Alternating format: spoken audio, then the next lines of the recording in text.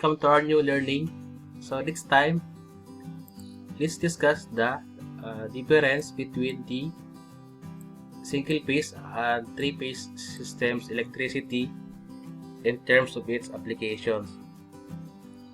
Okay, so which is the best, if it is single phase or three phase system?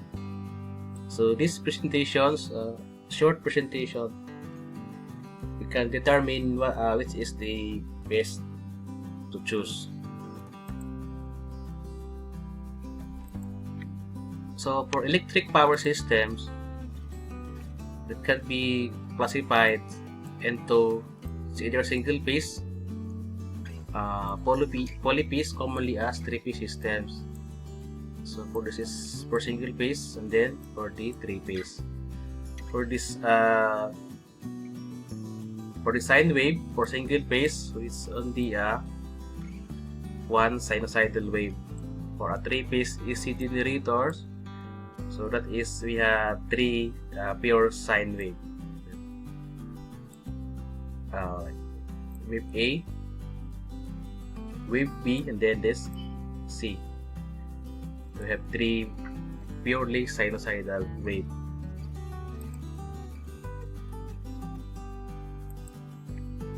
And then let's discuss first the single phase power supply. So for single phase power supply, use only alternating current AC. Waveform to deliver power. For the number of wires, typically consists of two wires, the live wire, hot, and the neutral wire. The third wire may be the ground, preset for the safety purposes. For waveform, it is a single sinusoidal wave, as you can see on this diagram. For the voltage, so commonly 120 or 230 volts, depending on the region. So here in Philippines, we have 220 volts to 30 to 40 or to 50 volts. So depends on the configuration. In terms of its applications, so used in residential, small commercial setups to power light, fans, and small appliances. For the efficiency, so less efficient for transmitting power over long distances compared to three-phase systems. For load capacity, suitable only for low power devices and loads. So that is the short description how single phase power supply works. For its advantages, so it is simpler and more cost effective, easier to maintain and install, sufficient for small scale power needs. The disadvantages, so cannot efficiently handle high power loads. Voltage fluctuation is more noticeable under varying loads. But compared to three-phase system, is a method of electric power generation, transmission, and distribution that uses three alternating currents. This one, phase number 1, phase number 2, then the phase number 3, with its same frequency and amplitude of 120 degrees, out of phase with each other. So this system is more efficient, reliable than single phase system for supplying power to large loads.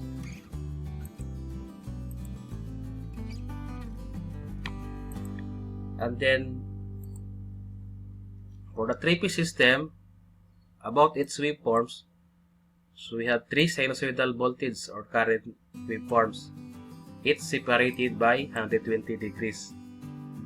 So provides continuous power with its motor operations compared to single phase systems.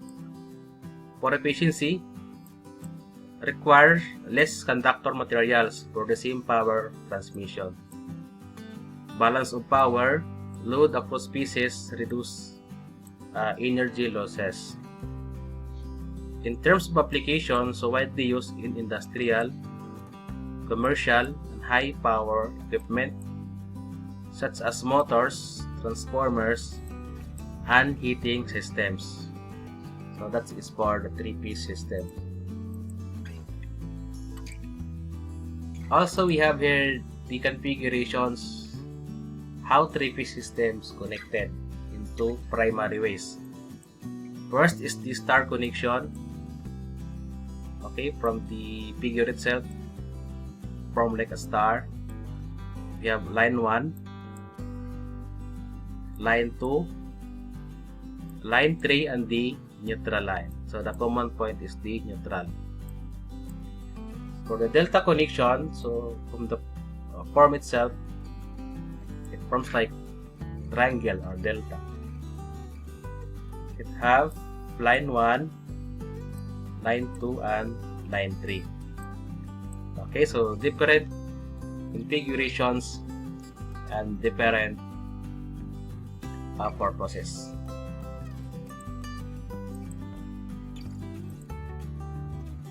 And then for the star connection, so one end of its phase winding is connected to a common point called the neutral. This one, a common point is neutral. The other ends are connected to the 3 parallel lines. Okay, we have line 1, line 2, and the line 3. For characteristics, it have 4 wires, 3-piece conductors, and 1 neutral wire. The neutral allows for a single phase loads in addition to the 3-piece loads. For the voltage relationship, the line voltage VL and the phase voltage VP. So for line voltage, just multiply the phase voltage by square root of 3. In terms of line current and phase currents, they are both equal. Okay, that's for star connection. For the delta connection, each phase winding is connected end to end, forming a closed loop. Okay, so end to end. No neutral wire. If you see on the diagram, it's only line 1, line 2, and the line 3. Only 3 wires connect to the external circuits. For characteristics, so commonly used in industrial systems, for motors and heavy machinery. Okay, so this heavy machinery, that's for the power plants. For the voltage relationship, the line voltage and the phase voltage are equal. VL is equals to VP. For the line current and the phase currents, so to get the line currents, the phase current multiplied by the square root of 3 is just something opposite with the star connection.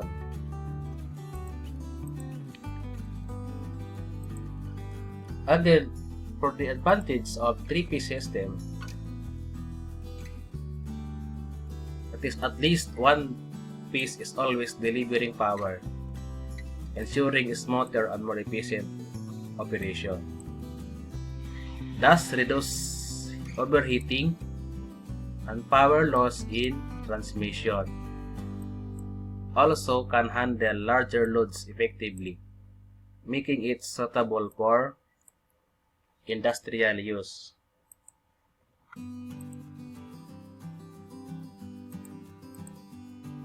And then to proceed, we have the relationship between line and phase values. So for connection type, B star and then delta.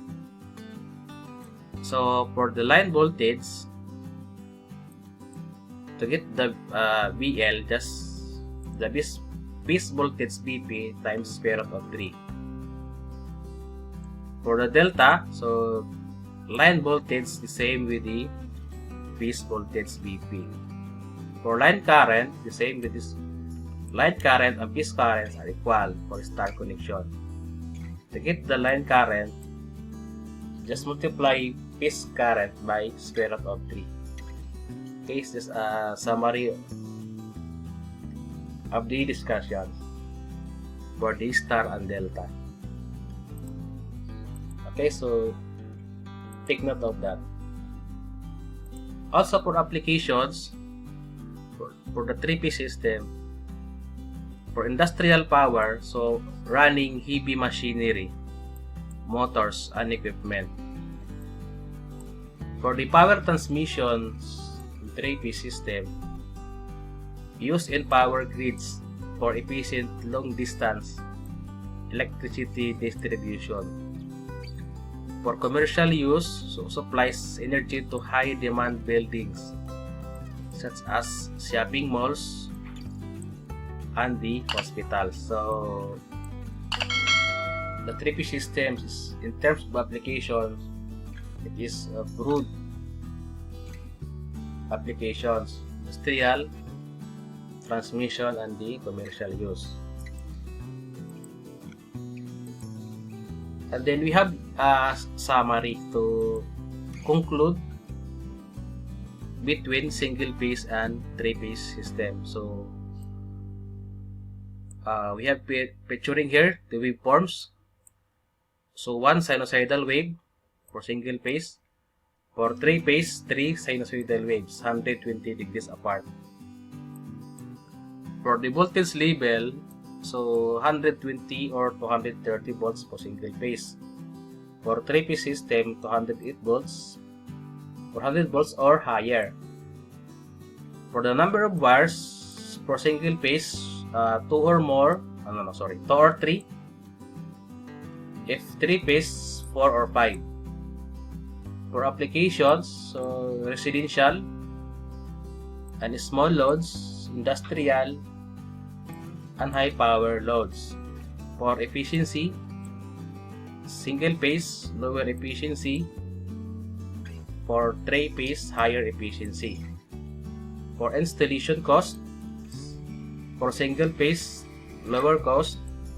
For 3-phase system, that is higher cost. Okay, so from this summary, you can conclude which is better or which to choose. If your project is small residential or small loads, just use single phase system because it is lower in efficiency, also lower cost. If your project is to say power plant, high-rise building, large, small, so you can use this 3-phase system. That is higher efficiency, but the installation is higher. So it's up to you which to choose.